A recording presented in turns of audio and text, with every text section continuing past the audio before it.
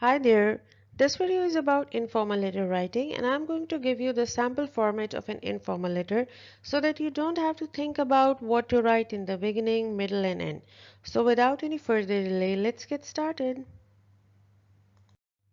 So what this video is going to teach you, firstly we're going to discuss the parts of an informal letter, then I'm going to show you some examples, some model lines for each part, and then I'm going to give you some sentence starters for writing the beginning, middle and end of a letter, and finally I'm going to show you a sample answer so that you can review all these parts being practically implemented in a model answer or a sample answer.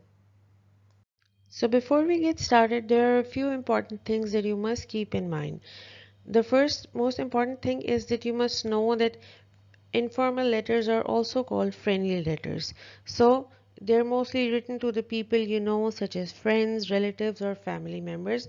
Therefore, you must keep your tone extremely friendly. You don't have to be formal or maintain a distance with the person you're writing the letter to. Not only that, you can feel free to use contractions, you can use contracted forms, you can use active voice, and you have to make it extremely interesting. Not only that, keep your audience in mind. For example, by audience we mean who is the person that you're writing this letter to. If it's your friend, you can be extremely casual. If it's your mother, you can be very loving and you can show your affection because of the relationship. If it's to a cousin, again, you can be extremely friendly. So keep your audience in mind and adapt a tone accordingly. So let's see what are the main parts of an informal letter. The very first part is called the sender's address. You write it on the left hand side of the paper and this is followed by the date. This is the format of writing the date. You write the word date followed by the punctuation marks which are called colons, followed by the date, and then you write the month and the year. After that, the next part is called the salutation. You greet the person you are writing the letter to. For instance, this letter is written to a mother, so you can write dear mom. If you're writing it to your cousin, you can write her name, dear Suzanne, or if you're writing it to your sister or brother, you can write their names. But the main thing I want you to know is how to begin the letter. First thing is that you have to break the ice by writing a few opening lines. You write sample opening lines followed by the purpose of the letter. And you get the purpose of the letter from the question itself. Then you divide your letter into three body paragraphs according to the given question, and then you finally wrap it up and you signal the ending again with some sample closing lines, and then you write your concluding remarks followed by some complimentary closure and your full name at the end.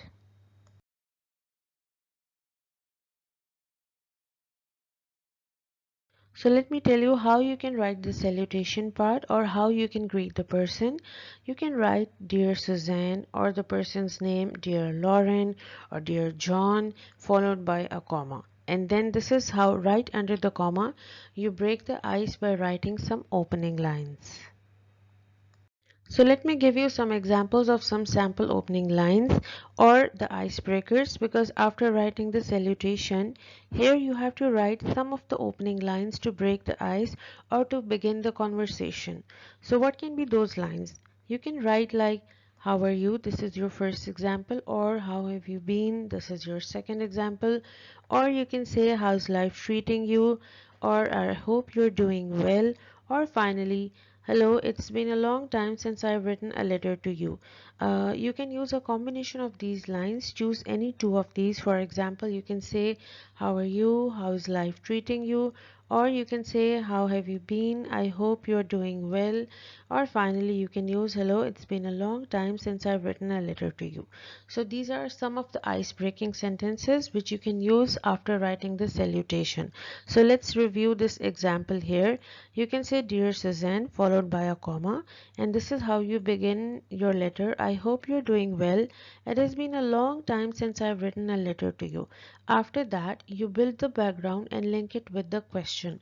So you can say I'm writing this letter in connection with our previous conversation about going to a book fair.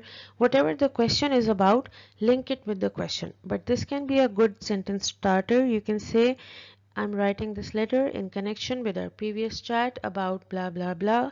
It can be about anything which is given in the question. So you don't have to think about how to initiate the conversation. Use this sample line to describe the purpose of the letter. Or you can say, I'm writing to let you know that the book fair we had been waiting to visit is going to be held this month. Or you can say, if you have to break an exciting news, you can say, I'm so excited or delighted to tell you that the book fair we've been waiting to go to is going to be held in this month. Or if it's a sad news, you can say, I regret to inform you that the book fair we had been waiting for has been cancelled because of the current situation of coronavirus. So these are a few sentence starters which you can use to describe the purpose of your letter. So this is how you divide your letter into three body paragraphs because there are always three bullet points given in the question. So to address those three bullet points, you divide your letter into three body paragraphs. So here are some of the sentence starters that can be used to initiate each paragraph separately. For example, in the question it's given that you have to invite your friend to visit a book fair. So this can be a good sentence starter. You can say, let me tell you that a book fair is going to be held in my city in October. So you must plan a visit so that we can go together and enjoy. And then give multiple reasons, of course.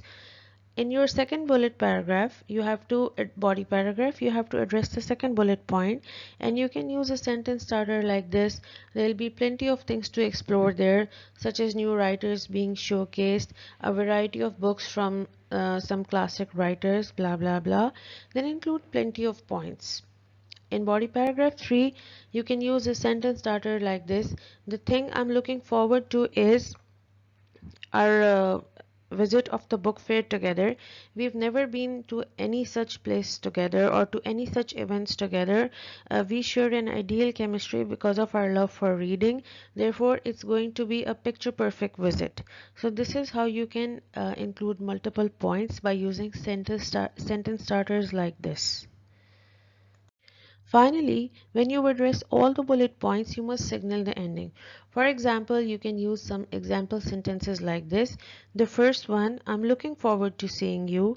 Or you can use, I can't wait to see you soon. I can't wait to hear from you. Use one of these. Or you can say, I'm looking forward to hearing from you soon.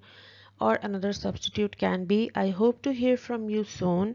And then you signal the ending by using some sample sentences like this. I must go now as I'm running out of time, or I'm running out of time or space, so I have to go now. Then you write some closing lines like send my love to your sister or give my regards to your parents. This is how you use signal the ending by using one of these lines. So I'm sure it won't be a problem for you. You can just memorize one of these lines so that you know how to signal the ending. And the final part is called signing off. Of course, you sign off. You don't end up your letter randomly, but you have to sign off. So you can write best wishes or best regards or lots of love, your friend, followed by your full name and followed by a full stop. This is how you sign off. So let's have a quick recap. First thing, after writing the address, the date, you write the salutation, you greet the person. How can we do that? You can write Dear Suzanne, Dear Lauren. Then you write the purpose of the letter. You have to break the ice by writing some opening sentences such as how are you, how have you been, how's life treating you, I hope you're doing well, or it's been a long time since I've written to you. And finally, you have to build a background by linking it with the question. For example, you can say, in your last letter, you told me to invite you to a book fair as it has never been held in your city, but luckily it's going to be held in mine in October. So this is how you have to build a background and link it with the question because you don't start a letter randomly. Or you can say, I'm writing this letter in connection with our previous conversation about visiting a book fair together. Okay, the next part is called answer the bullet points in separate paragraphs by using some sentences like this. Let me tell you, or in the second paragraph, you can say, I want to tell you the reason for, And then finally you signal the ending by using some of the sentences from here. You can say, I'm looking forward to seeing you, I can't wait to see you, or can't wait to hear from you. And then finally signal the ending by saying, I must go now as I'm running out of time. And then you sign off by using phrases like best wishes, best regards, or lots of love, followed by your friend, comma, and followed by your name. So keep in mind, this is what the format of an informal letter looks like. First thing, on the left hand side, you write the sender's address. Second thing, you write the date. Third thing, you write the salutation, followed by a comma. And then you write the opening lines here. I gave you a lot of sample opening lines. You can use one of them, followed by the purpose of the letter. I also gave you the examples that I'm writing you in connection with our previous conversation about. Then follow the rephrase the question. Then you divide your letter into three body paragraphs, body paragraph 1, 2 and 3. Finally, you give the concluding remarks by signaling the ending. Use some of the examples that I gave you. And finally, you write complimentary closure like best wishes, regards, your friend, and then write your full name. So here's a sample letter for you. Let's review it together. So this is the first part of the letter, which is called the sender's address. You wrote it. Then you wrote the date as well, which is called the second part of the letter. You wrote the month, followed by a comma, followed by the year and the full stop. Then of course you wrote the salutation in an informal or a casual way, followed by a comma. And then you wrote a lot of opening lines to break the ice. You didn't start the letter randomly. For example, you wrote, Dear Jane, it's been a while since I've heard from you. Where have you been? I hope this letter finds you in the best of health. This is how you use a combination of some opening lines or icebreakers so that you just don't bombard the person you're writing the letter to with just some random purpose. Then of course we gave multiple reasons that why we are writing this letter. In the body of the letter, for example, we wrote, as summers are approaching, I was thinking if we could spend the summer break together at my place in Abu Dhabi. I'll introduce you to all my friends and close relatives. I'll give you a city tour as well, and we'll spend some quality time in the afternoon near the seashore. To add a cherry on the cake, the weather here is extremely pleasant during these days due to the sea winds. So you gave multiple reasons that why you're writing this letter. And then of course you are signaling the ending here by saying, I'm excited even at the thought of you and I spending the summer together first after so long. i've I have to tell you a lot of things and expect the same from you. And then you are signaling the ending or complimentary closure by saying, give my regards to auntie and uncle, and then hope to see you soon. You must use phrases like this, regards or best wishes from me, or hope to see you soon. Yours lovingly, Laura Moreno. This is how, this is a picture perfect example of a letter having each part perfectly implemented. So I did my job. Now it's your turn. Here's the question for you. You have to use the format that I gave you to practice writing a letter and share some lines in the comments below. Write some of the opening lines with keeping this question in mind. Write some lines which describe the purpose of your letter and some sentence starters for the body paragraphs with reference to these bullet points, and ending the concluding lines in the comments below, and I'll give you instant feedback. So the question says, imagine your friend has never been to a live sports event. So you have to write a letter to your friend to watch a live sports event with you in your city. You should include number one, the kind of people you'll meet, number two, the experiences you may have, and number three, the feelings you'll experience. So practice answering this question by using the samples I've given for each part of the letter, and write them in the comments below, and I'll give you instant feedback. So that's all for today. I hope you're fully acquainted, you're fully familiar with the format of an informal letter, and you have sample lines for each part, and you won't be having a trouble writing informal letter in future.